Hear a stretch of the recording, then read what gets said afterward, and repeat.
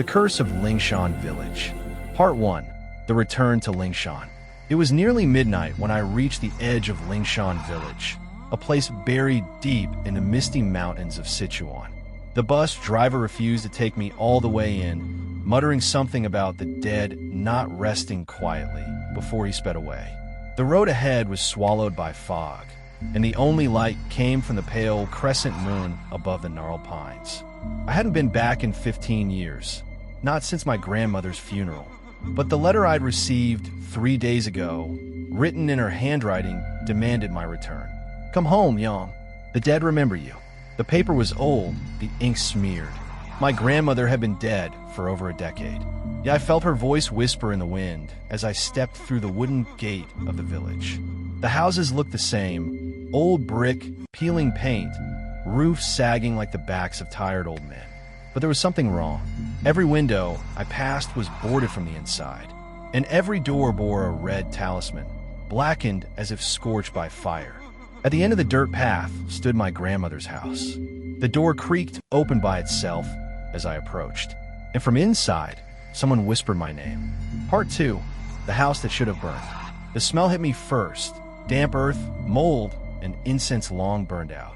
Everything was exactly as I remembered: the ancestral altar, the bamboo chairs, the cracked portrait of my grandfather. But the air felt alive, trembling with something unseen. I called out softly, "Grandmother." No answer, only the sound of a drip, drip, drip from the back room. When I entered, I found the source: a water stain spreading across the ceiling, dripping onto the old wooden table. Beside it lay a bowl filled with rice and a single jaw stick, still smoking.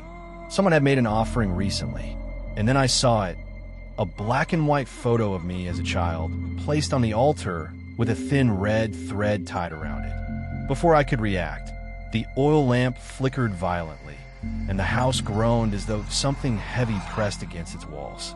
The floorboards beneath my feet swelled, cracking like ribs under strain. Then, from behind me, came a low, wet voice, raspy and familiar. "You shouldn't have come back, Liang." When I turned, no one was there, but the bowl on the table was empty, the rice gone. Part 3. The Village Elder's Warning. The next morning, I went to see old Chun, the last elder of Lingshan. His house was at the foot of the mountain, surrounded by talismans and hanging mirrors that caught the sunlight in fractured shards. He looked surprised, or perhaps afraid, when he saw me. "You survived the night?" he asked. "Then the curse hasn't taken you yet." I told him about the letter, about the whispers, about the altar. His hands shook as he reached for a pipe, the flame of his lighter trembling like his voice. "The Lingshan curse began 20 years ago," he said, "when a village headman burned the Li family alive." I froze. "The Li family?" He nodded. "They were accused of witchcraft. The villagers said they brought sickness and drought. So one night, the headman and his men dragged them out of their home: mother, father, and their little girl, May. The old man's eyes clouded with grief. They locked them inside and set the house on fire. But the fire refused to burn until May screamed a curse. She called upon the mountain spirits to avenge her family. From that day on, no one in Lingshan knew peace. People vanished. The dead returned. And their house. He looked toward the distant forest where the burned ruins still stood. Their house never stopped burning in the dreams of the living. Part 4. The House of the Li family. That night, I went to the edge of the forest. I don't know what compelled me: guilt, curiosity, or the strange pull that had been following me since I arrived. The Li family's house still stood, half burned, its roof collapsed, the walls charred black. The air around it shimmered with heat, though the night was cold. I stepped inside. The floor was covered in ash. Charred furniture lay scattered like bones. In the center of the room stood a shrine, one that hadn't been there before. 3 clay figures sat before me: a man, a woman, and a little girl. Each one had no face. Instead, someone had pressed photographs where their features should have been. The man's photo was the headman. The woman's was a villager I vaguely remembered. And the girl's face was missing entirely. As I bent closer, I noticed a faint trail of footprints leading into the back room, small, delicate, and recent. The air grew thick, My lantern flickered and went out, and in the darkness, I heard the voice of a child whisper, "Uncle Liang, do you remember me?" Part 5, The Child in the Shadows. I couldn't breathe. My name echoed softly in the ruined walls, followed by the faint giggle of a little girl. "Who's there?" I called out, though I already knew. A shadow moved across the doorway, small, human. I raised my lantern again, and in its trembling light, I saw her. A girl in a white dress, hair covering her face, skin as pale as ash. Her feet didn't touch the ground. I stammered her, "May."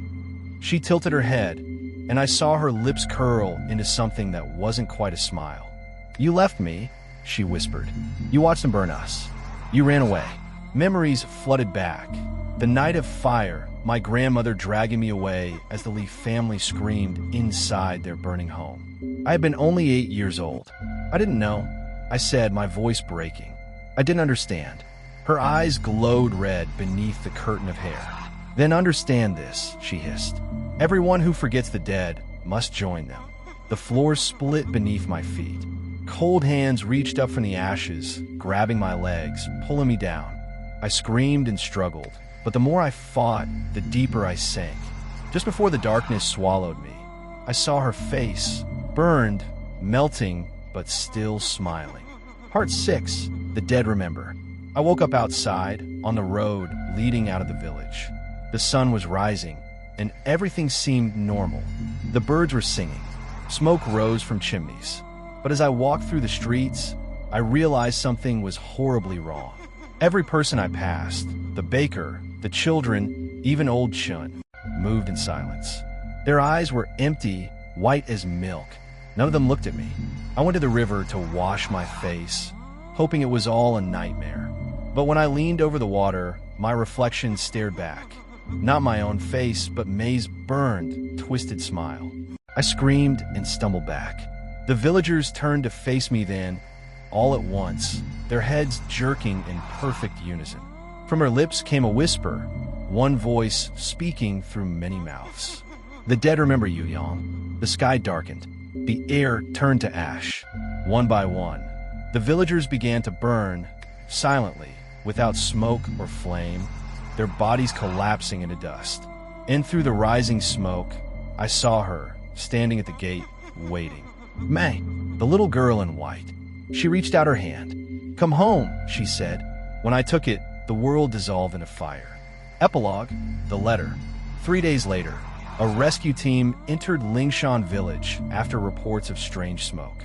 They found no living souls, only ashes where houses once stood. In the ruins of the Lee family home, they discovered a single unburned photograph, a boy and a little girl smiling under the summer sun. On the back were words written in faded ink. "For Liang, my only friend. Don't forget me." But they never found the boy. And some nights, when the mist rolls down from the mountain, travelers say they can hear a child's laughter echoing from the ashes, followed by a man's voice, crying her name again and again. "May, I'm sorry.